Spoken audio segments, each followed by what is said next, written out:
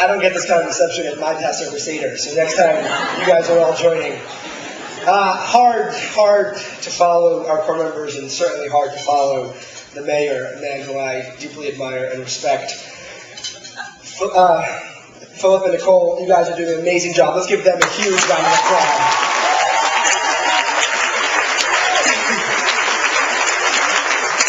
So for me, it's nights like tonight that remind me that, with all due respect to the mayor, I think I have the best job in New York City.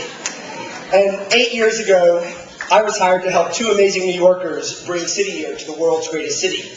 What I thought would be a 2-year job became a calling. And in that time, I saw an idea become a reality, and I saw a core of 50 grow to become the largest City Year program in the country with all of your help.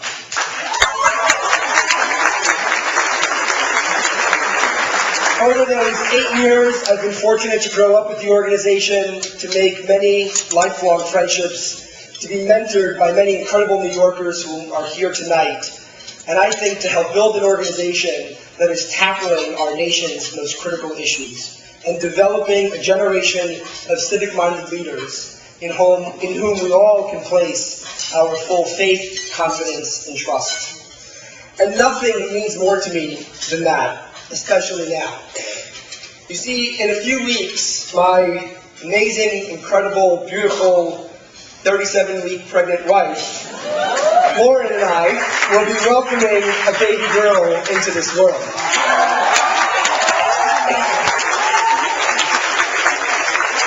She's actually here, but I promised I wouldn't embarrass her, so just look for the 37-week pregnant woman. And Lauren and I are both doing everything we can to make sure that the world she grows up in, the world she inherits, is better than the one she will soon enter.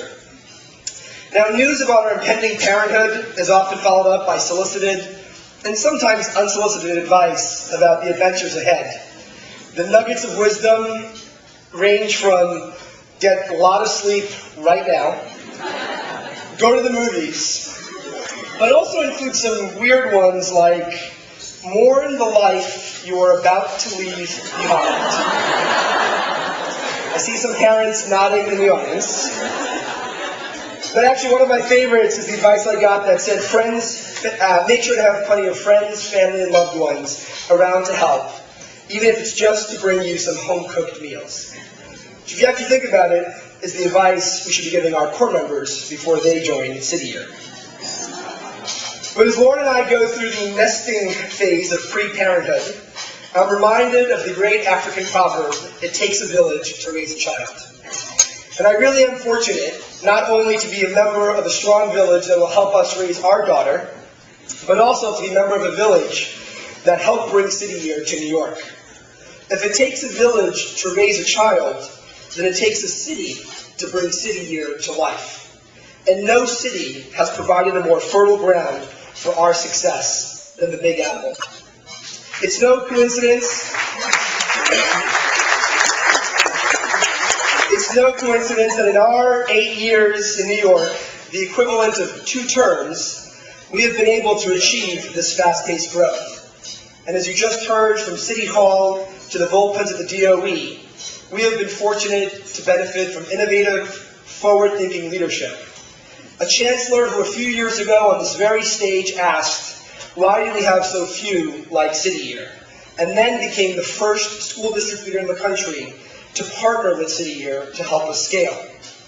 And a mayor whose many creative policies in national service and education are now being replicated not only at the federal level, but throughout the country. And for both Wall Street and Main Street, New York's corporate and philanthropic communities quickly endorsed City Year in New York. Despite a recovery from 9/11 and then the worst economic time period facing our country in recent history, I'm proud and frankly humbled to say that all of our corporate sponsors have stuck with us in this time period. And to me, that is unbelievable.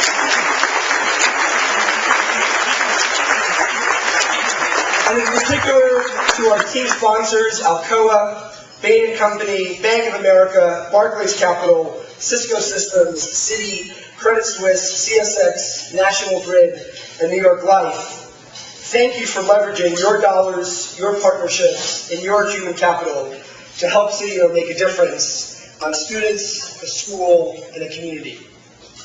Tonight, I have the pleasure of celebrating with all of you one such partnership with Alcoa and its visionary CEO, Klaus Kleinfeld, who from our first encounter was a true believer in what we're doing. We've had many great conversations, some at Alcoa offices, others in the streets of the South Bronx, where he's shared with us his passion for service and his belief in the work that we're doing and its potential in education. And I gotta tell you, this passion runs throughout Alcoa as its employees roll up their sleeves and work side by side with the students of PS48 and with The Point CDC in the South Bronx. So to Klaus, Alcoa, our Governor Regina, and all of our partners, thank you for all that you do to support City Year.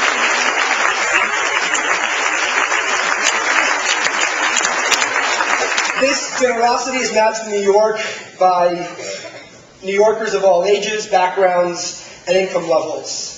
We are humbled and fortunate to have some really catalytic gifts from the likes of the Star Foundation, but also to have an inspiring collection of alumni and associate board members who in a few weeks will welcome 300 of their friends to invest in City Year and our work.